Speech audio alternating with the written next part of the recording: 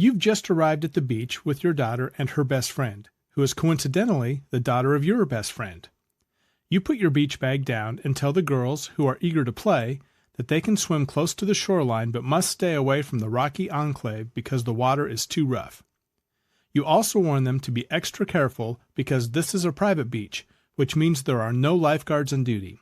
The girls agree and leave you behind. As you are setting up, you hear the girls screaming and can tell it isn't playful. You turn around to see that they didn't listen to you and are being swept out by a riptide.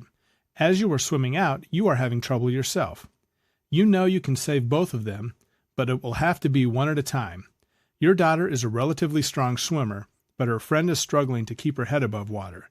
You think there's a 50% chance that your daughter could wait for you to return, but know her friend will drown if you leave her. What do you do? This scenario is an example of a moral dilemma. This is when a person is put into a situation where they must make a moral decision. A moral decision is a choice made based on a person's ethics, manners, character, and what they believe is proper behavior. These decisions tend not to only affect your well-being, but also the well-being of others. People base moral decisions on a variety of references, including religious beliefs, personal values, and logical reasoning. From this reasoning come two different types of morality: absolute morality and relative morality. Absolute morality is a more rigid belief structure that is based on the idea that there is a right choice for every moral dilemma, which holds true for all situations. A good example of this would be the Christian commandment, "Thou shalt not kill." A person who believes in absolute morality would believe this to be true in all situations, even in the case of war. Relative morality recognizes that different situations may call for different actions and might not always adhere to a person's original values. Let's use the same example, "Thou shalt not kill."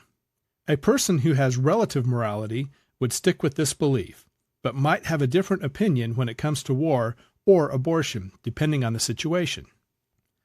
Over the years, philosophers have recognized 5 different frameworks for approaching moral issues. These approaches developed over many years, ranging from ancient Greek times to the 19th century.